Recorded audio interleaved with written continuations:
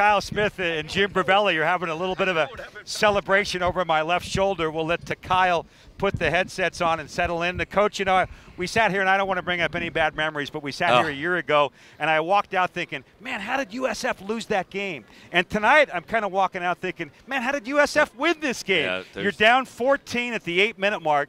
You outscore BYU 28-8 down the stretch, and I think it's a credit to your team. No quit at all in your guys. You know, we had our doubts. I'll be honest. We had our doubts. They're looking at us, and it's like no head hanging. Let's keep competing. And we was proud of them is that we didn't. It wasn't any home run ball. It was just trying to chip away offensively, and our defense was good. We forced them in some turnovers and just out hustled them. And you know, the guy, I don't know, undoubtedly showed him the box score, but Nate was awesome down the stretch, just guarding Childs, making it hard for him to catch, showing on Hawes. Did a lot of great things there, and hit a big free throw. He made 1 for 2. You know that was big. There you go. You've seen us play enough. 1 out of 2 ain't bad for us. That's not bad.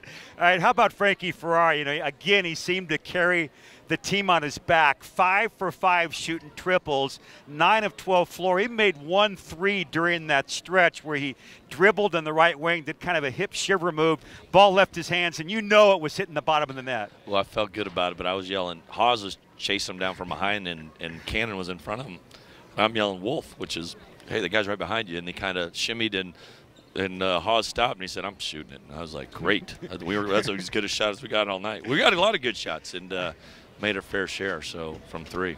Charles Midland struggled here tonight, admittingly. However, he made 2 big driving layups in the final 3-4 minutes, you know, coming down the stretch. And without those 2 big dribble drive reverse shots off the glass, you probably don't win this ball game. No doubt. I challenged Charles. I was like, he was definitely struggling, and I think whatever. It's on the road, and he couldn't make a shot, and he kept on grinding and kept going, and credit to him. I love that guy because he's perseverance. This team, our team, we've been talking about being gritty and doing things like that, and I said it's my time of the year because I don't have. I mean, it really is on the players. Yeah. I mean, you're not coaching that much anymore. A little bit. You're a little bit. Obviously, you're just trying to manage the game, and that. Well, let me tell you, the 28-8 run, that was them. I mean, they just kept going, and they believed and made shots and just kept coming, got them on their heels, and created a little doubt in them, and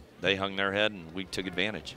How about, I want to ask you, and Jim Bravelli is going to kill me if I don't bring up this point. I know late in the game, coming out of a timeout, they got the ball inside to Baxter, and Jim felt, he was certain that you had actually wanted McCarthy to intentionally foul him. So instead of Childs getting it inside and making another shot, instead of Haas hitting a triple or driving and getting free throws and getting to the line, did you foul Baxter intentionally there?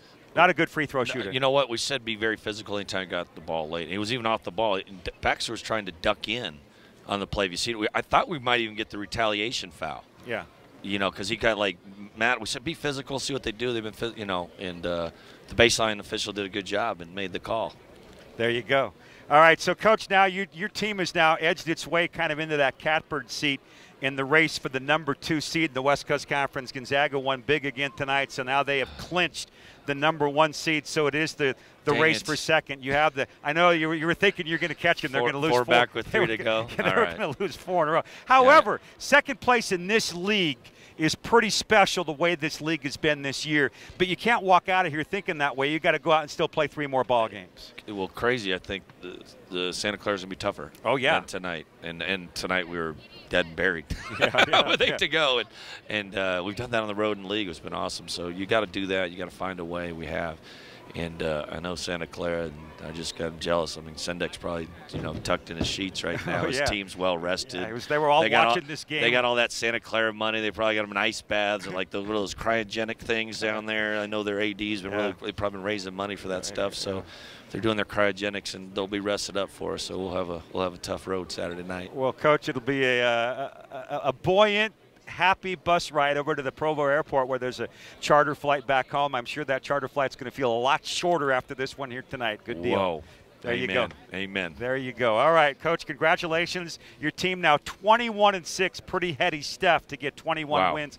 And we're still in February. Oh, my goodness. That's great. There you go. All right, we're going to visit with Frankie Ferrari here in a couple of moments. We're going to take one more time out on our network. Dons win it 77-71 over the Cougars on 1550 the game.